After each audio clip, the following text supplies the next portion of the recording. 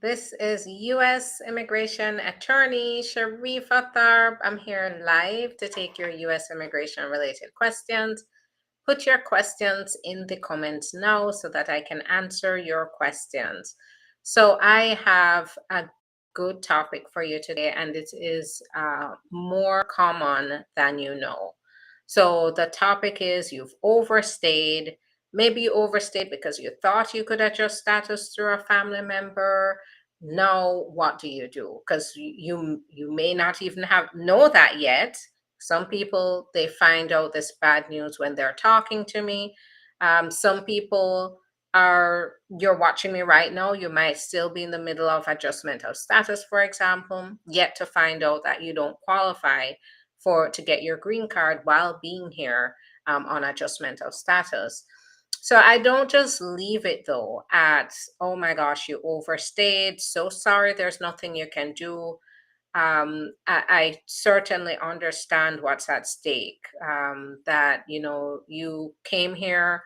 Sometimes having a visa and traveling to the US can be a lifeline for some people. And then the thought of having to return to their country with a visa that's revoked now because of the overstay and possibly being barred for the overstay is enough for that person to think twice about going back home.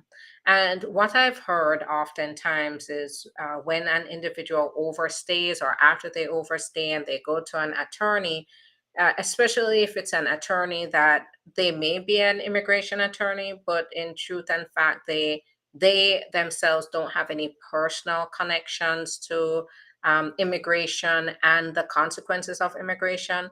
They may sum it up to just go back home. And based on the sensitivities that I talked to you about, the consequences of losing the visa, being stuck in your country, unable to travel, that can have a major effect on you. And so what I do is I don't just, I have to advise, of course, it's my ethical duty to advise of the consequences of overstaying. But once we've determined that there's an overstay, the next thing I do is determine what the solution could be, whether there are alternatives to what happened. So, for example, let's talk about a particular scenario. So, an individual ended up overstaying their visa because they were married to a permanent resident. And the permanent resident filed their papers telling them to stay and they can apply for the green card while staying there. They did not realize that they have to now wait for a priority date to become current. Before it was current, no, it's not current anymore. So there's now a priority date, but they had already overstayed before applying for the application to get the green card through adjustment of status. So then they get a denial letter later on stating that the spouse of the permanent resident in this case does not qualify because they have not maintained their current legal status. What what is the solution here? How do I approach this kind of solution? So in this case, yes, the immigration service would be correct. They don't qualify for adjustment of status to stay here and get the green card. That means they don't qualify for the work permit and they don't qualify for the travel document. However, what I would do then is I ask about their circumstances. Sometimes when you have situations like this, the spouse actually knows what they're doing. They convince them to overstay. They file papers that they know is not going to qualify them. And then they start to mistreat them. If they haven't mistreated them in the past, at least after they overstay, they start to mistreat them. So I check on this. It is your spouse mistreating you. If the spouse is mistreating them, then VAWA is an alternative option here that would allow them to stay here and continue through the process to get the green card. Now, in this case, they still do need to have to wait for a priority date to become current, but they can remain here in the US and they won't be penalized for the overstay during the process of obtaining their work permit and eventually applying for adjustment of status. So once I determine that their circumstances fits and they qualify, VAWA is an alternative. Now, with VAWA, it's confidential, so the immigrant spouse does not have to worry about their permanent resident spouse knowing about this VAWA filing. Another thing, and this applies, yes, VAWA is good, but it takes too long. My God, 5 years. So keep in mind, it's very important to keep in mind. Someone here just said it takes too long. So 5 years is too long. If you're waiting 5 years, then something is going on in your case.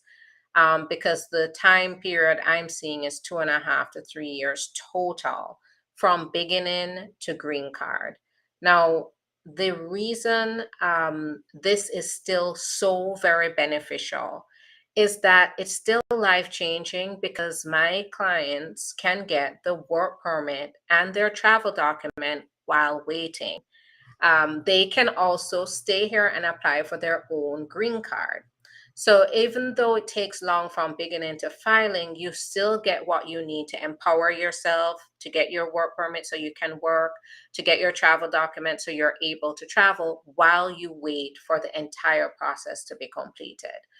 And I think if you're out of options, certainly in a case where you have to look at remaining undocumented or applying for VAWA based on, of course, valid qualifications and getting your 5-year work permit right now, getting your travel document, 5-year travel document, of course, that's going to be the better and most worthy option alternative here. So VAWA is a good alternative and it has done wonders for my clients. Now, what if they're not married?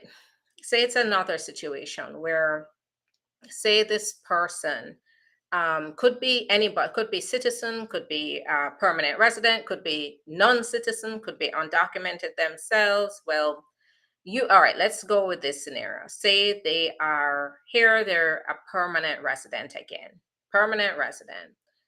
You are in an intimate relationship. And then they say, stay and I'll sponsor you.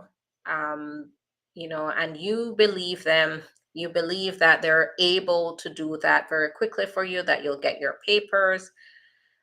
So you overstay thinking they're going to marry you, you're going to go through the process and everything is going to be great. And then as soon as you overstay, they never marry you. They have you in their house doing all their tasks, possibly put you out there to work for other people and bring home the money. They have you taking care of their children. They have you doing the chores, the cooking, the cleaning, um, you know, and all of this, of course, you're not willingly doing it, but you feel like you have to do it under the circumstances. Here you are, you're now within their control. They're constantly promising, making a fraudulent promise that they're going to marry you so you can get your papers. So you continue to comply with their demands. And sometimes it's a little harder than that. Maybe you are in fear because now they start to physically force you to do these things.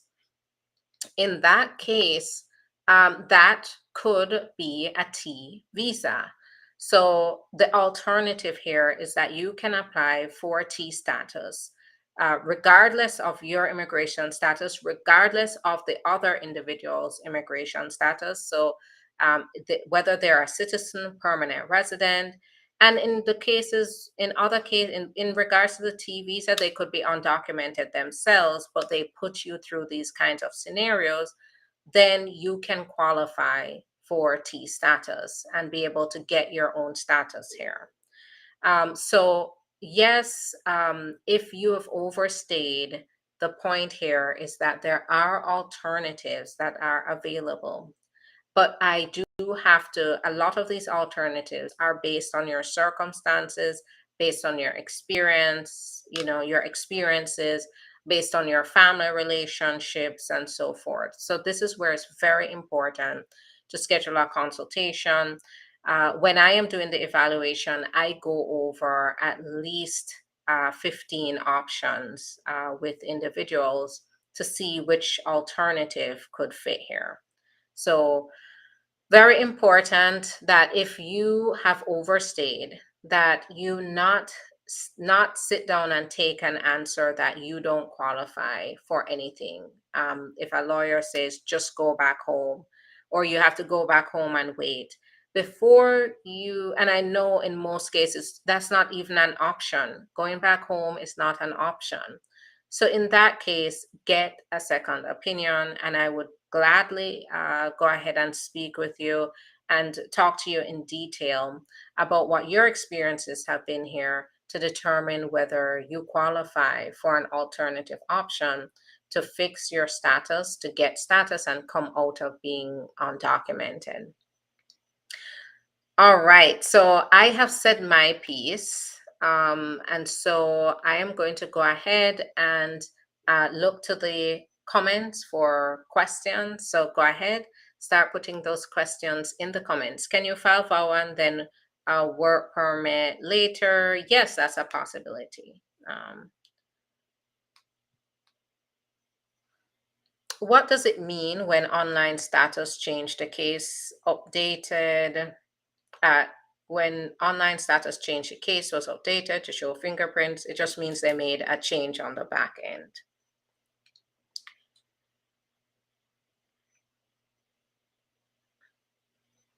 Will my friend's business be investigated? She offers my boyfriend in Qatar a work visa. So it depends on the extent of the fraud or the violation here. This is where it's very important to speak in a consultation, and then I can give further advice about what this process, and I think you're possibly referring to the T visa, what this process involves. In some cases, if in cases where my clients do want to pursue action, then there is a higher chance of an investigation. But where my clients have expressed that they don't want to pursue any actions against the employer or the individual, then there's less likelihood of that happening. And keep in mind that the whole process of the T visa is confidential. So it depends. What it starts with is our client's intention here. To what extent do they want justice? And in that case, we can determine the best option going forward. If one overstayed, would it still be possible for a prospective employer to sponsor? So the general answer is no. And I'll follow up with this because one thing I've seen is employers either convince someone to overstay their visa with the promise that they can get their papers, or you're here living here for a while and they come upon you and they start to recruit you, and they offer employment with the promise of getting your papers. In most cases, many cases, the employer's intention is not good here. It's to exploit, to and sometimes even to mistreat the immigrant, abuse the immigrant, underpay, overwork. So in be very careful, be very wary of this. You are one step ahead if you understand this one fact. An employer cannot, if once you've overstayed, an employer cannot apply for your green card or any work visa once you've overstayed. And another thing to keep in mind here, so second facts, you know this and you'll be one step ahead of anybody that tries to pull a scam on you. You should not be working before you get papers. So you get the paper, employer gets the papers for you first, then you go ahead and you work once you get the papers. So that employer has to be very committed here.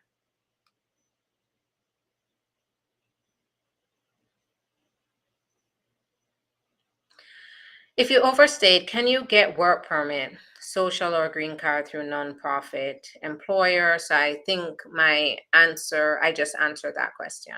Once asylum is approved, do you get a 10-year or 5-year green card? So no, once the asylum is approved, you become an asylee. So you'll have status as an asylee here, and you'd have a work permit associated with that, social associated with that. Then you have to proactively apply for the green card, which you usually qualify after 1 year of continuous residence here in the U.S.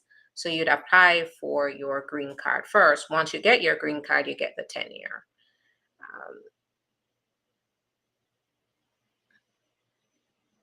How long does the I-130 take when married to a green card holder? So about a little over a year to be approved. What about overstaying ESTA? So overstaying ESTA, it can be tricky because then there comes the question about your intention, and was it your intention to come and overstay?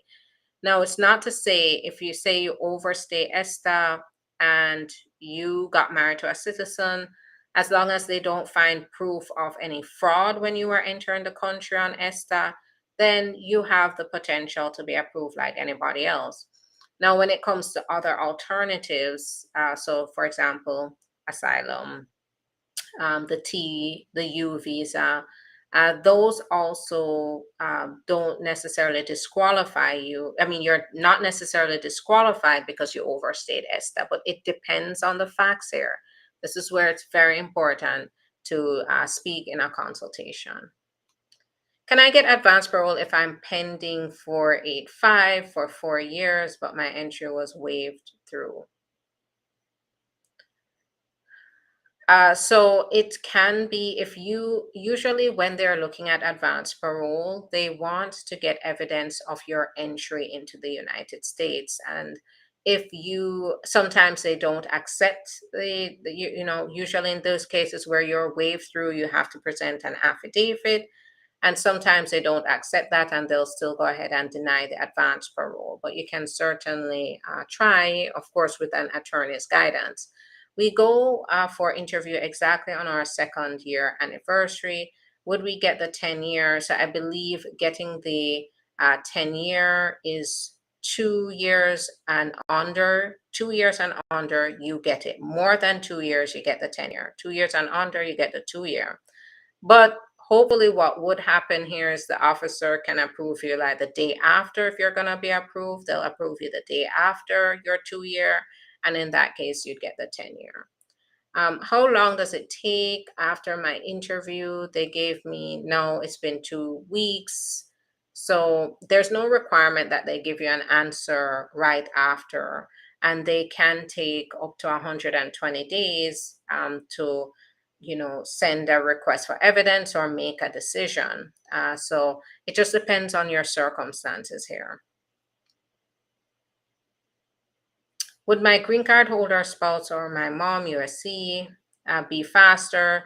So if your mother is a United States citizen and you're married, it means that you've now gone into the 14-year category. So your green card holder spouse clearly would be the faster process. Right now, you're looking at about 2 years for that process. I am an H-2B program. Is there any way I can get a green card through an employer? And it also depends on what your other connections are. Do you have other family members here? Do you have other experiences that could qualify you for an alternative option to get the green card? But usually, if you're here on a current H-2B program, you have no family connections that qualifies for the green card, then the employer could be a possible option here.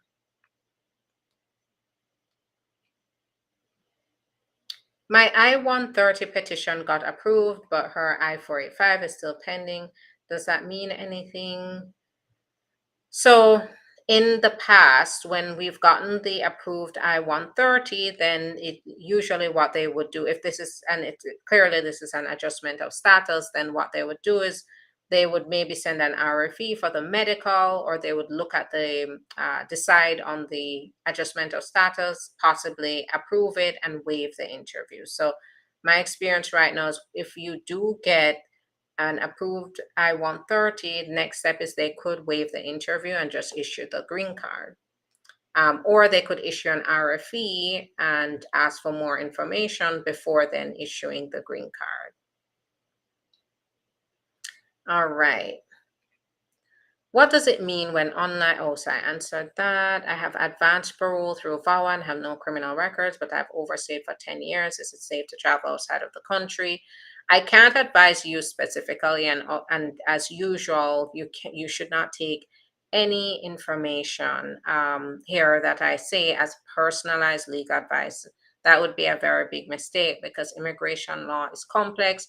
I might be saying one thing that's applicable to you and another that's not. So always get legal advice. Whenever I have my clients have advanced parole, I advise them on a case by case basis. So I don't send out a blanket email to my clients saying, to all my clients at one time saying, hey, if you have an advanced parole document, feel free to go travel, because it doesn't work that way. Each of my clients have different backgrounds, a different history, different circumstances, and that means that their risk level is different. So if one can, I would feel confident to say, I mean, I always have to let them know the risk is never zero. But sometimes in some cases, I feel comfortable with saying you're at a low risk of anything happening. Go and enjoy your vacation outside of the US. Just keep it short and sweet. In other cases, I say absolutely not, because your level of risk of being detained or being denied re entry into the country is higher, and I'd rather you not take that risk. So that's how I approach it. So if you are having doubts here, this is where it's very important to schedule, talk to your attorney. I have 3 years U visa. No, I want to apply for the green card. What documents do I need? So I don't get into specific documents here just because it might vary depending on what your case is. If you're ready to apply for adjustment of status, though, go ahead, give us a call, schedule your appointment. We'll talk to you and get started on it. How can I get in touch with you? By email or phone number? If you go look across the screen, you'll see my phone number on the screen. Go ahead and call that phone number, or you can go to the link in the profile, link in the description of this video. Click on that link. It's going to bring you to Linktree. Linktree will allow you to schedule your own appointment, or look at the website and then call us from there. What does your case is being actively reviewed by USCIS mean? It does not mean, I mean, I would hope so, for every one of us hope when that comes up that it means you're going to get a decision tomorrow. But it does not mean, unfortunately, and I've had to learn this throughout my years of experience, that status update does not mean that an officer is actively reading your file and you're going to get a decision any second now. It basically just means it's probably at the bottom of a pile of an officer's desk somewhere, ready for review. I have seen this go on for about a year before we've gotten a decision on it. So, don't hold your breath, but just know now that maybe they don't need anything further before they make a decision. Married to a permanent resident citizen, do my biometrics in November. Can he do I-130 for my children, 9 and 18?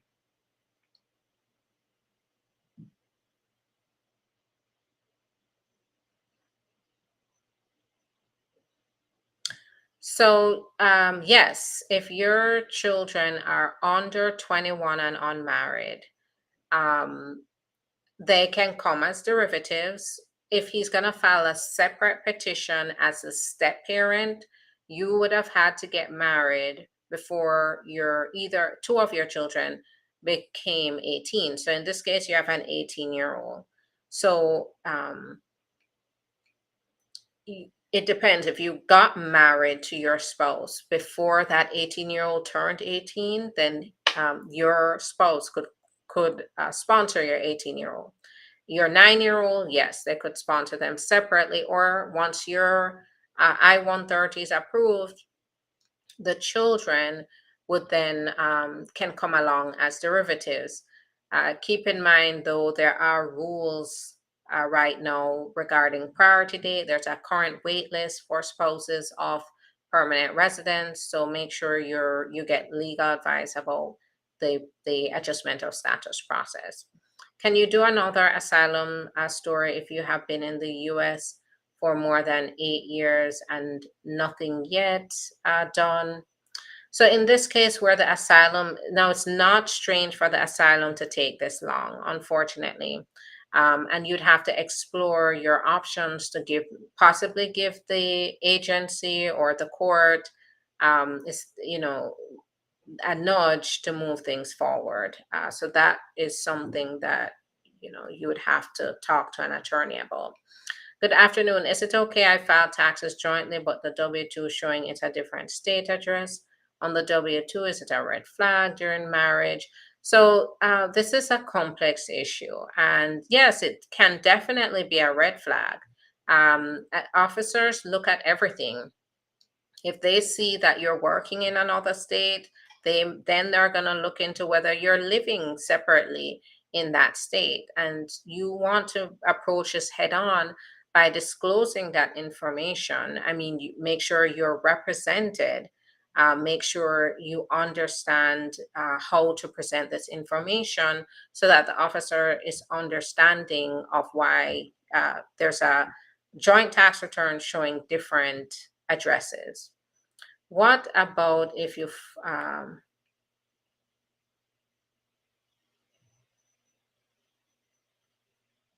so what about if someone followed you, hit you with the car, destroy my car, assault me, call me immigrante? Can I apply for anything? I got the police report. That sounds like it could be a U visa, but we'd have to talk. I need to get more facts here, but that does fit within the U visa category. If you're going to qualify for the U visa, then the next thing we usually do is we request from law enforcement the U certification. So the police department where that's investigating and that received your report, we will then submit a request for U certification so that we could apply for a bona fide determination letter to get your work permit through deferred action. So um, definitely give us a call. Let's talk and see if there's something we can do. I sent RFE for medicals. I-130 is approved, and I have interview scheduled for I-485. Should I be worried? So if they didn't waive it, it means that they have some questions here. I don't know your case, of course, because I'm not your attorney, but they may have additional questions that they need answered before they'll issue the green card. I don't know any facts outside of this. So all I've seen is you sent RFE, I-130 approved, and you have an interview. You would have to then express to me what are your circumstances and what is it you are nervous about. And then I can further advise here. So this is definitely, if you don't already have an attorney, you can give me a call. If you have an attorney, talk to your attorney. Who is eligible for category C11 under the I-765. So I'd have to look at the list of categories to to talk. So there are a list of categories on the I-765. You have to make sure that you correctly list the categories here. So that's what this question is about. How long does it take for you to get working permit after fingerprinting for the T visa? It's hard to say here how long. I do know based on my experience. So this is the pattern I'm noticing right now, and this is why it's all over the place. There for a long time, the pattern was we would get the biometrics notice about 2 months after the filing of the T. And then at about the 6 month mark, we would get the decision. However, they've switched it up a bit. So what I am noticing now is that we will be waiting for about 9 months. Then we get a biometrics notice. And then when they do the biometrics, about a month or two after the biometrics is done, we get the decision. So as you can see, it's all over the place. So it's hard to tell you how long after. But what I can tell you is that most cases are being approved or getting a decision in about 12 months. Is there a way my daughter from Africa can come to the US due to husband abuse and refusing to cater for kids' upkeep? So it depends on the facts here. So the embassy is not going to grant a visa for these circumstances. So when you're dealing with a visitor's visa, for example, their only goal is to keep people out that want to come to America and are at high risk for overstaying. So no matter how heart-wrenching your ordeal is regarding the children, they're definitely, especially your daughter here, they're not going to grant a visa on that basis. They may for medical reasons, but not because the father of your daughter is abusive. So I'd have to understand your circumstances to be able to advise further. All right.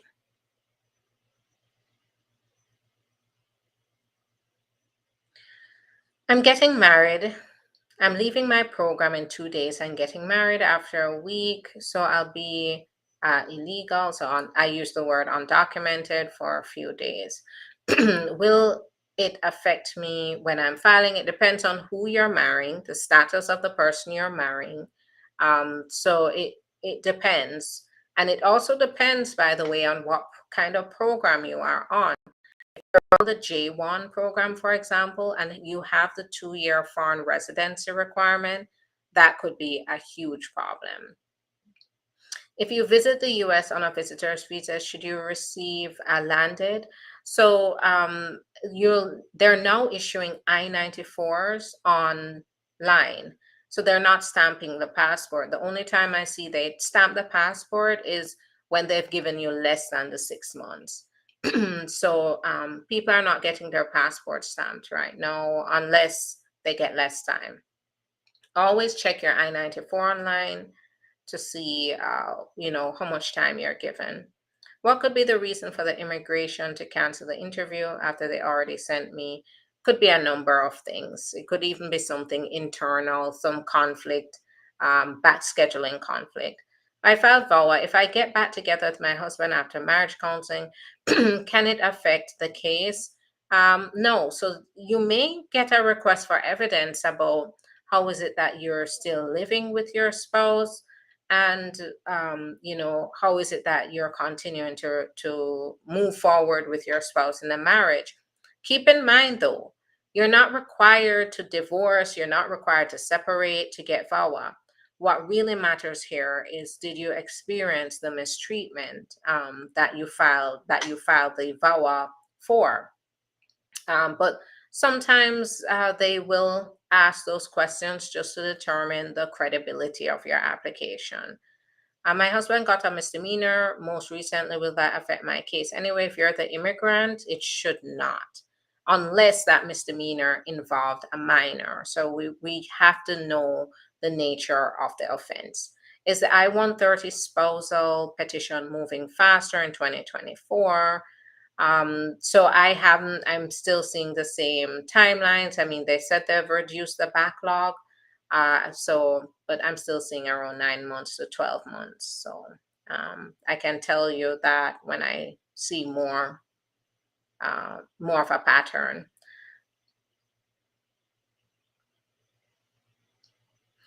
Okay, so my wife's sister's husband was killed. I'm so sorry about that due to tribal discrimination. Then we ran to the US. Can we apply for asylum? I can't tell you in specific that you can apply, but what I can say is it sounds like you can, but this is where it's very important to get legal advice. So one, if you're thinking about asylum, don't waste any time. It's urgent. You only have 1 year after your entry into the US to apply for this. So don't waste any time. Give me a call, schedule your appointment, and we can determine whether you qualify for asylum. Sounds like you could meet the criteria here. So go ahead and give us a call.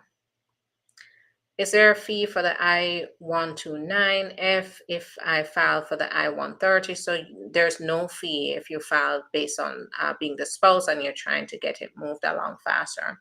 Why after 9 months my friend hasn't received his work permit? It depends. It's, the cases are different, service centers are different. They might be on a different processing time. Can I fly to my country with T visa? Green card. So with this one, I would evaluate on a case by case basis. So the pattern right now that I'm seeing is it has not been a problem. However, it doesn't mean that they can't raise questions about why is it you're going to the country that you said you'd experience extreme hardships in with your green card. So they can still ask questions. It can cause them to reopen your file and determine whether your T visa is valid because they may think if you're going back, you may have submitted false information about your hardships in your home country. So I would say here is I really treat this on a case by case basis. My daughter separated with the husband, but he don't let move on, but he already moved on. Can he be able to relocate to the US?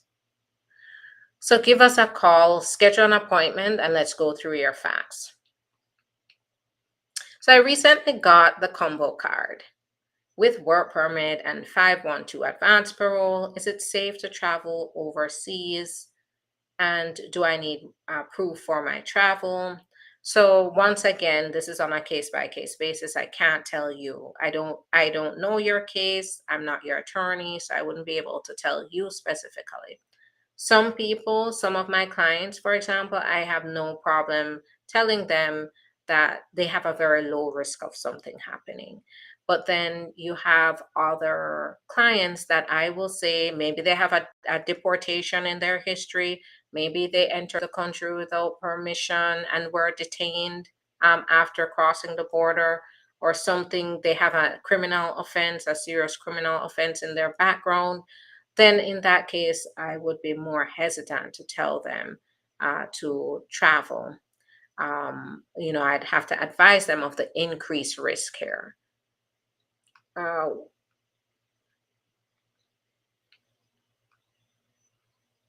can I own my business on a J1 visa? So no, the J1 visa is only to work for the sponsor. So if you're owning your own another business, you have to go into another category. Like for example, you have to look at applying for maybe the E2 treaty investor visa to be able to own your own business and then run that business here. So be very careful about that. I'm on filing for 12 years, married, and I've overstayed. So this is the exact scenario here that causes such a shock for some people. Is that you're on a filing, you think that's going to qualify you to get the adjustment of status. You're rudely awakened after overstaying that. That's not how it works. And then in addition to this, you're married, which means that it's probably a 14-year process. But here's the surprise again. So in this case, I'm going to just use it as an example. I'm going to build on the facts here. So on a filing for 12 years, probably because you're married. So if you are the married daughter of a US citizen, it's right now it's taking about 12 years for the process to go through.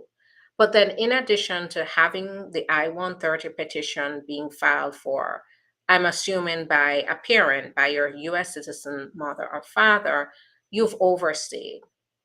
And sometimes the overstay is triggered because the person thinks that they can stay here and just have their parent adjust status for them here and just, cut out the embassy out of it all, stay here and get the green card, and all will be well. Then after the overstay, you find out that, oh, okay, you have to wait a while. But here's the other terrible part about this. And this is why I look for alternatives when I find issues like this, is after waiting for 12 years, overstaying the visa, then you find out that you still have to leave the country to get the green card. But here's the tricky part is if you leave to go to the embassy, to go to your green card interview, you're going to be barred for 10 years from ever getting your green card or getting visa or anything to come back to the US. You're barred from entering the US again.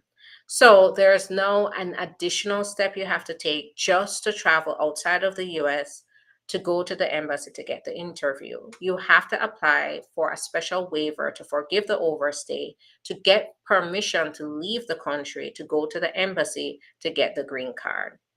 And you have to show that you have a US citizen or a legal permanent resident, spouse, or parent who will experience extreme hardship if you don't get this green card.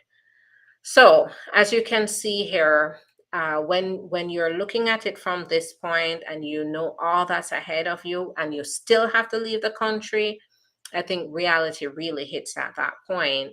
And so it doesn't make it impossible. It's a last resort option, right? If there's no other option and you have to go through this process, then so be it. But this is where I look to see if there are any alternative options that allow my clients to stay here in the US and obtain status like their work permit and their green card while staying here in the US.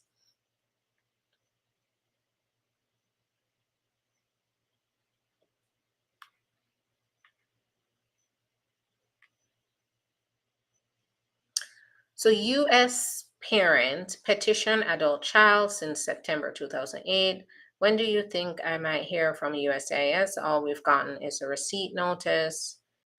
So usually by now you would have gotten the approval for the I-130. So I don't know if you've gotten that, but the thing you have to do is go ahead and check USCIS on where the application is just to make sure that they haven't issued you a decision letter already.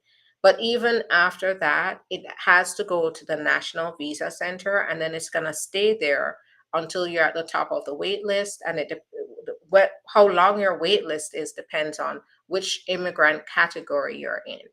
If my adjustment of status gets denied, can I still keep my DACA status? So you should be able to keep it. Just make sure that you renew it on time. Good afternoon. I'm living in the US, overstayed. Can I file for myself? So I have clients that have overstayed, but they have had situations or circumstances that do allow them to file for themselves. Can you do that? I wouldn't know until I can speak with you in a consultation to go through the evaluation to determine whether you fall under one of the options to do that. But it is possible, and I've helped my clients to achieve that. But this is where it gets very specific, and that's the purpose of scheduling the appointment. I need your help. Go ahead, give us a call, schedule, or go to the link in the profile to schedule your own appointment. How long can you wait for VAWA approval? So I would say 2.5 to 3 years total, but in the meantime, you do get your work permit and travel document. In most cases, you do get it. How long do you have to wait for? So I answered that. I'm in Canada with a permanent resident card. How can I fly to the US? I'm Jamaican. So I don't know about Canadians with permanent residence coming into the US. However, permanent residents here can go to the US, go to Canada for a certain period of time without necessarily obtaining a visa. So they may have a reciprocal agreement with Canada. However, you need to check with the Canadian embassy on it to make sure that you're complying with the requirements there. If my immigrant visa expired before I enter the US, what can you do? So you'd have to see if you can get them to, and you have to present the reasons why you didn't get to travel, and hopefully they would reissue another immigrant visa. Sometimes they do require you to start the process all over again. So please don't make your immigrant visa expire. Now, the immigrant visa is the visa that you get from the embassy to travel to the US to become a permanent resident. Upon approval, upon entry into the US with the immigrant visa, you become a green card holder. You only have a certain amount of time. Sometimes you get 3 months. Sometimes you get 6 months to make that exit out of your country and come into the US. If you don't, you have to show the reason why you didn't, and then you have to see if they'll reissue the visa, or if they're not very forgiving, they'll tell you have to apply all over again. So not good. Does USIS check your DS 160 form from when you applied for B1? Yes. Yes, they will. They will check that. Court hearing date is not scheduled. I have the asylum application denied. What can I do? Look for alternative options to avoid court. If you have not been referred to court yet, then now is the time to look to see whether you qualify for alternative options. Now, another thing I do want to raise here is denials of your asylum application. So when I am representing clients for asylum, I do vet my asylum applicants very carefully, because it is a situation where if your asylum application does get denied, you could be referred to immigration court. And so whenever I am looking at my clients' cases, I have to make sure that they qualify because the weight of it is very heavy. One of the worst things you can do, by the way, is to submit a fraudulent or fake asylum application. Don't do it, no matter how tempting it is, because a lot of people do this because they feel like they're just going to get a work permit. So let's just submit the asylum application and get the work permit. And then what happens is, yes, you get the work permit, yes, you get everything, but then when it comes down to the interview, the officer vets your case, asks you all the detailed questions, but you submitted a fake story. They're going to know. And they're going to put that you submitted a frivolous or fraudulent asylum application, and you're going to be barred from anything and sent to asylum removal, deportation court, and ordered deported based on it. It's one of the worst things you can do. I do understand that there are scammers out there that are taking advantage of immigrants, especially immigrants who have crossed the border. And if you've come into the country, you may not have had a claim of asylum. You have these predators that are out there right now that are presenting a list of fake stories, to tell to the immigration officers to be able to submit the application and to get your work permit. Don't do it. They are scamming you. They do not care at the end of the day. They're not the ones that are going to face the consequences. So if you have a fear of going back to your country, sure.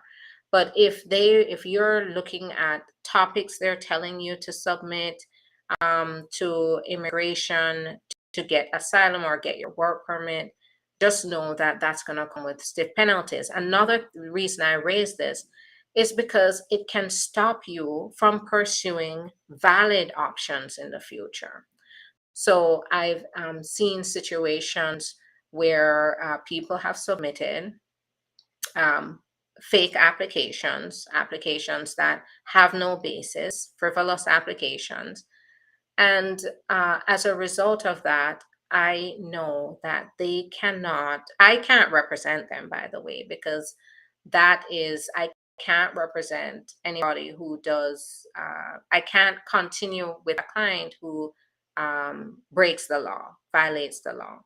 So, one, I may find a valid option for this person, but because there is this conflict, right, between what they did regarding the asylum and the conflict between a valid reason. Now they have to present their case to immigration. They have to now admit to pursue the valid option. They have to now admit that they submitted false information, and with fessing up, now they have to apply for a waiver. They have just increased their risk of losing a valid opportunity here. So, one, I don't take those cases because I don't want to be in the middle of that. I don't want to be, um, having to compromise a client like that. And two, because they have a valid reason, because of they told a lie in the past, they can't they have to decide themselves whether they're going to admit to the lie and hope that they get forgiveness, or they're going to stay with the lie and not get anything at all.